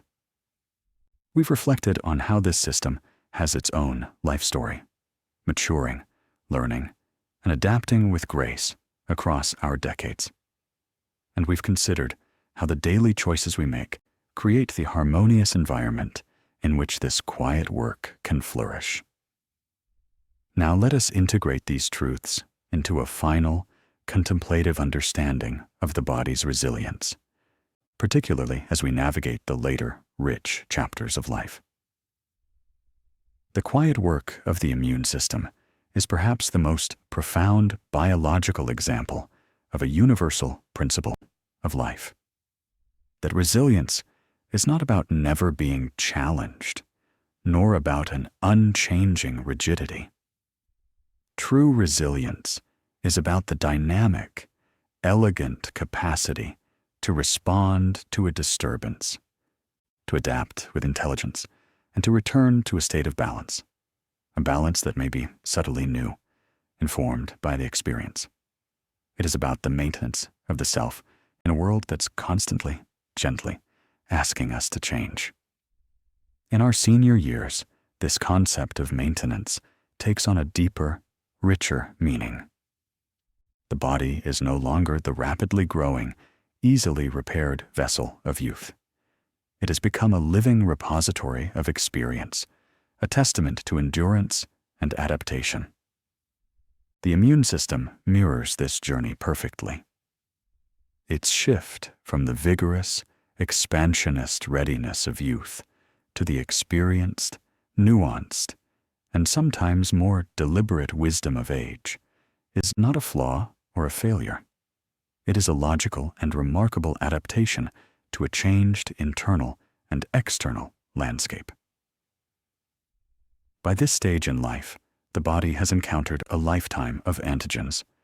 The memory library is vast, filled with volumes on common cold viruses, childhood illnesses, vaccinations, and countless unnoticed microbial interactions. However, the thymus, the school for new T cells, has significantly reduced its output. The bone marrow's production of fresh, naive lymphocytes slows. The focus, therefore, shifts subtly but significantly. It moves away from preparing for every conceivable new threat, with a limitless supply of untrained recruits, and toward expertly managing the known world and responding with deep, accumulated wisdom to the unfamiliar. This is the essence of immunosenescence, not a simple breakdown or weakening, but a complex recalibration. The system becomes more reliant on its vast reserves of memory. Some of these memory cells may show signs of replicative senescence. Having divided so many times, they are less eager to proliferate again. There can be a background hum of low-grade chronic inflammation, sometimes called inflammaging, whose exact origins are multifaceted, lingering from past infections, the accumulation of senescent cells throughout the body, changes in fat tissue, and alterations in the gut microbiome. This inflammatory backdrop is not a sign of an immune system working too hard, but rather of an ecosystem slightly out of its youthful balance. In this recalibrated state, our role shifts from one of simple support to one of thoughtful optimization. It becomes less about forceful stimulation and more about creating the internal conditions that allow this experienced, somewhat changed system to function with the least amount of friction and the greatest possible efficiency. This is where the concept of quiet vitality finds its deepest and most resonant meaning. Vitality in later life is rarely loud, explosive, or forceful. It is the vitality of a deep, slow-moving river rather than a rushing mountain stream. It shows up as sustained energy for meaningful activities, a robust and enduring sense of well-being, resilience in recovering from minor illnesses or setbacks, and a capacity for joy and engagement. The immune system is a central pillar of this quiet vitality. When it is balanced and well supported, it operates in the background as a silent, competent guardian of health, contributing fundamentally to that feeling of being at home, safe, and intact within one's own body. This support intertwines seamlessly with every aspect of a life lived with gentle awareness. Let us revisit each pillar, now through the lens of later life, understanding the nuances that make them not just good advice, but essential practices for sustaining the quiet work within. Consider sleep, the great restorer. As we age, sleep architecture naturally changes. The proportion of deep, slow-wave sleep may decrease, while lighter sleep stages and nighttime awakenings can become more common. This makes the conscious prioritization of sleep hygiene not just beneficial, but critical. It becomes an active partnership with the body's rhythms. A consistent bedtime and wake time, even on weekends, helps anchor the circadian rhythm, which in turn regulates the daily ebb and flow of immune cells and inflammatory signals. Creating a sleep sanctuary, a dark, cool, and quiet room, becomes a non-negotiable ritual. The winding down process, perhaps an hour of soft light, gentle music, or quiet reading instead of the stimulating glow of screens, is a signal to the nervous system that it is time to shift into the parasympathetic, restorative state. This is crucial because fragmented, poor quality sleep is directly linked to elevated inflammatory markers like interleukin-6 and C-reactive protein, and to a poorer antibody response to vaccines. Protecting and honoring sleep, especially when it feels more elusive, is a direct and profound investment in the nocturnal maintenance shift of the immune system. It is respecting the body's need for this essential period of repair memory consolidation, and hormonal rebalancing, a need that becomes more delicate and precious with time. Nourishment, too, takes on new dimensions of importance. Changes in metabolism, digestion, absorption, sense of taste and smell, and sometimes dental health or appetite mean that every bite truly counts. The focus shifts decisively toward nutrient density, getting the most vitamins, minerals, antioxidants, and high-quality protein from every portion of food. Protein is of paramount importance. Adequate protein intake is essential for maintaining muscle mass, a process known as sarcopenia that naturally occurs with age. But muscle is not just for movement. It is a metabolically active tissue that interacts with the immune system. Muscle cells release anti-inflammatory factors during contraction, and maintaining muscle mass helps regulate overall metabolism and inflammation.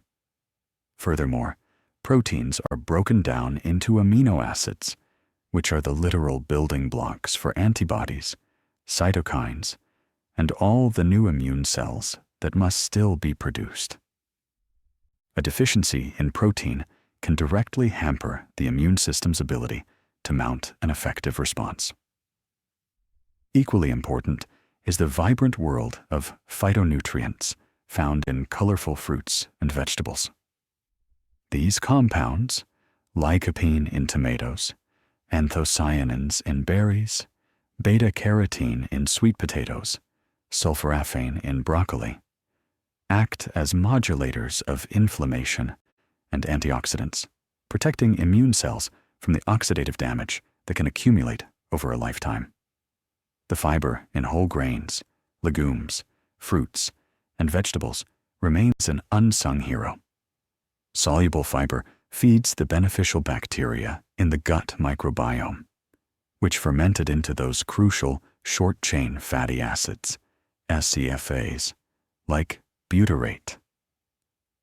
Butyrate is not only the primary fuel for the cells lining the colon, helping to maintain the gut barrier, but it also travels through the bloodstream, exerting anti-inflammatory effects and supporting the function of regulatory T cells throughout the body. In later life, when the gut microbiome can become less diverse and more fragile, this daily provision of fibrous fuel is a direct act of support for the immune peacekeeping alliance.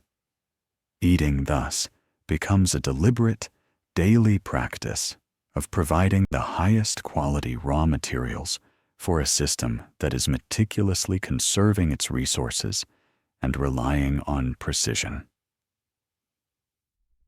Gentle movement maintains its irreplaceable role, beautifully adapted to the body's evolving capacities. The goal transforms from intensity or peak performance to one of consistent, joyful motion that sustains function and connection. A daily walk, for instance, is a multi-tool of wellness. It supports lymphatic circulation, a system lacking a central pump like the heart, which relies on the contraction of muscles and the movement of joints to propel lymph fluid and the immune cells within it throughout the body. It maintains joint mobility and flexibility, preventing stiffness that can lead to a more sedentary life. It sustains muscle strength, supporting the skeletal frame and the metabolic health intertwined with immunity. Perhaps most subtly, it provides a rhythmic structure to the day, a time for reflection or companionship, and exposes us to natural light, which helps regulate circadian rhythms. Practices like Tai Chi, Qigong, or gentle yoga are particularly profound. They combine mindful movement with deep, regulated breathing, simultaneously promoting strength, balance, flexibility, and a calm nervous system. This mind-body integration is powerful. The focused, flowing movements can lower cortisol levels and inflammatory markers while enhancing the sense of bodily awareness and control. This movement is a conversation with the body, a way of reminding every system, including the immune system, that it is alive, needed, cared for, and in a state of graceful motion. The management of stress and the cultivation of calm evolve from beneficial habits into non-negotiable pillars of health. The aging immune system may be less resilient to the inflammatory effects of chronically elevated stress hormones like cortisol. A stressed, inflamed internal environment can accelerate immunosenescence and reduce the efficacy of immune responses. Therefore, the practices that actively promote the parasympathetic rest and digest state are vital medicine. This might be a formal meditation practice, but it holds equal power in simpler forms. It is the deep, slow breathing for a few minutes upon waking or before sleep. It is the complete absorption in a garden, noticing the details of a leaf or the progress of a bud. It is the act of listening to a piece of music without other distraction, allowing it to wash over you. It is knitting, woodworking, painting, or baking, activities that engage the hands and mind in a state of flow, where self-consciousness and time pressure dissolve.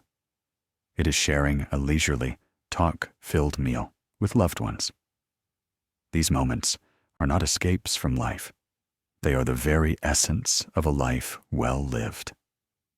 They directly counter the pro-inflammatory signals of stress, providing the immune system with the peaceful, safe operating environment it needs to function with balance and discernment, rather than being stuck in a state of chronic, low-grade alarm. This leads us to the profound, often underestimated power of purpose and social connection. Loneliness and social isolation are not merely emotional hardships. They are significant physiological stressors with measurable impacts on health. Studies have shown that chronic loneliness can increase levels of pro-inflammatory cytokines like interleukin-6, while dampening the antiviral interferon response. It can even alter the expression of genes involved in immune function. Conversely, strong, meaningful social connections and a clear sense of purpose are robustly associated with better health outcomes, faster recovery from illness, and greater longevity. Engaging with community, whether through family, long-standing friendships, volunteer work, faith communities, or shared interest groups, provides a buffer against stress, a source of positive emotion, and a reason to engage with the world. This social immune connection is a powerful reminder that we are not isolated biological machines. We are inherently social beings, and our health is inextricably woven into the fabric of our relationships. Feeling connected, valued, and needed supports the very will to thrive, a psychological state that resonates through our neuroendocrine system and down to the behavior of our cells, including the lymphocytes patrolling our body. Caring for others and feeling cared for is quite literally immunologically supportive. In this holistic context, proactive and preventive healthcare becomes the ultimate act of informed partnership with your body's defenses. It is the application of scientific knowledge to support the body's own innate wisdom. Regular health checkups and the careful management of chronic conditions like hypertension, diabetes, or heart disease are not separate from immune health. A well-managed blood pressure reduces constant strain on the endothelium, the lining of your blood vessels, which lessens systemic inflammation. Stable blood sugar levels prevent the harmful glycosylation of proteins and the creation of an inflammatory internal environment. By managing these conditions, you are creating a cleaner, less stressful physiological landscape in which your immune cells can operate effectively. And then there are vaccinations, the preeminent example of this partnership.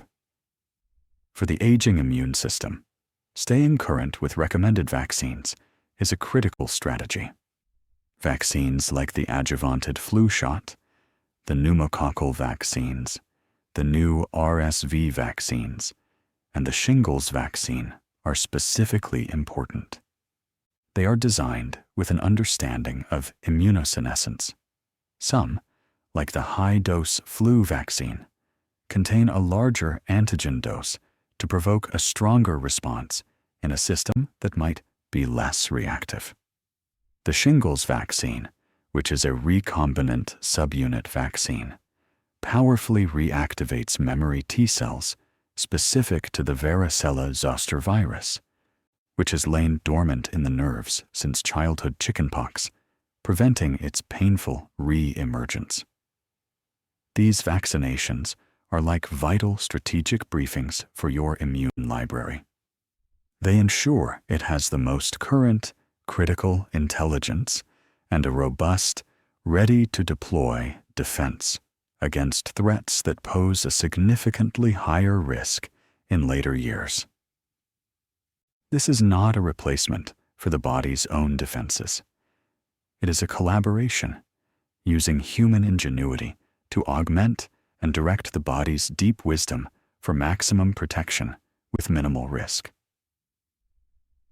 As we weave all of these threads together, prioritized sleep, nutrient-dense nourishment, consistent gentle movement, deliberate stress modulation, rich social connection, and proactive healthcare, a beautiful, holistic picture emerges.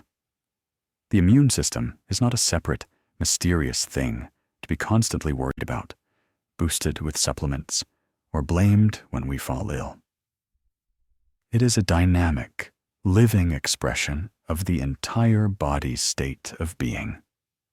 It is influenced by and responds to the totality of your life, the quality of your sleep, the richness of your diet, the rhythm of your movement, the tenor of your thoughts and emotions, and the strength of your bonds with others.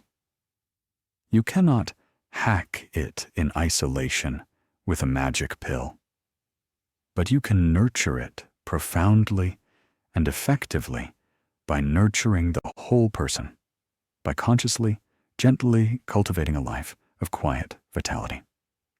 This brings us to a final, reflective point, a quiet revelation. The story of your immune system is, in a very real and tangible sense, the story of you. It is a living, cellular record of your personal history. Its memory, B and T cells carry the physical, molecular imprints of your encounters. A childhood case of chickenpox, a trip abroad, a flu season 10 years ago, last year's pneumonia shot. The peaceful, negotiated treaty with your gut microbiome is a unique ecosystem, as personal as a fingerprint, shaped by your diet, your environment, the pets you've lived with, the places you've called home.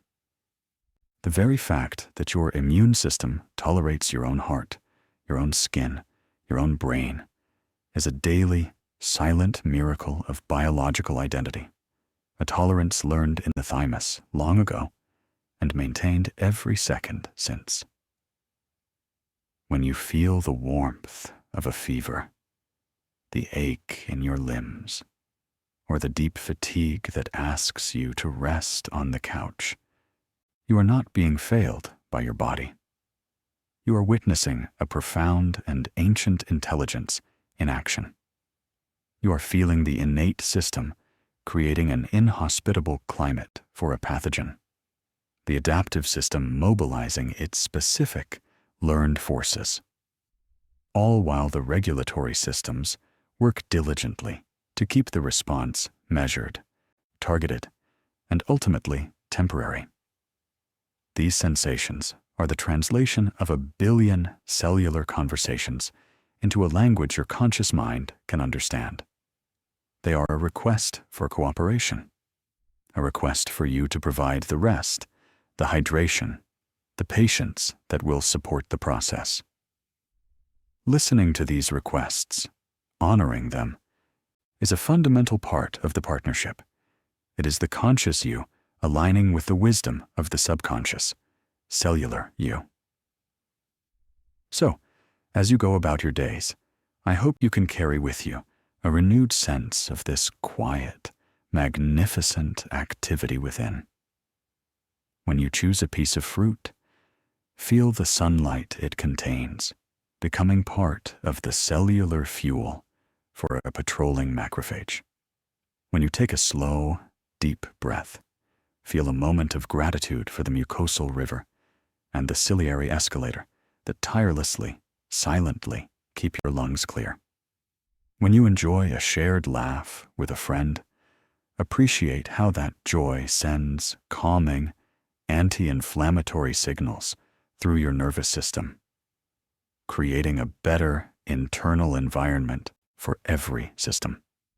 And when you drift off to sleep tonight, imagine the nightly maintenance shift beginning, the repair of tissues, the rebalancing of hormones, the cleansing flow of cerebrospinal fluid in the brain, the consolidation of the day's experiences into the quiet, enduring wisdom of the body. This is the true heart of quiet vitality, a deep, integrated, and respectful partnership with the miraculous, self-sustaining life that animates you. It is an understanding that health is not a static destination to be reached, but a dynamic, rhythmic state of balance to be nurtured. It is the knowledge that you are not a passive occupant of your body, but an active steward of a vast, intelligent, and peaceful inner world.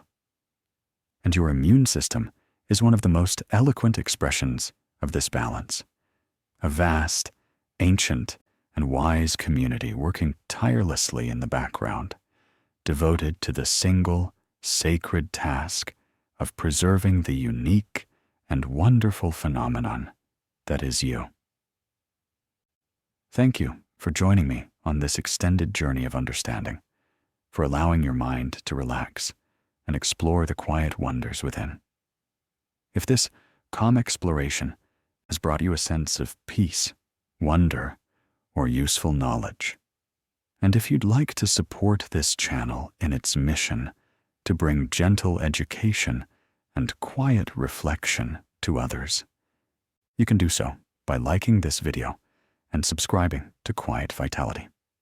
Your support helps this channel grow, allowing it to reach more seekers of calm and understanding, one quiet listener at a time.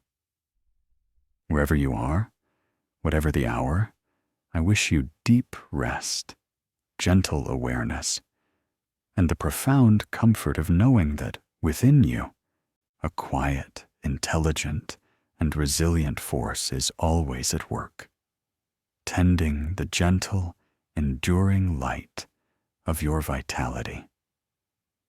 Good night.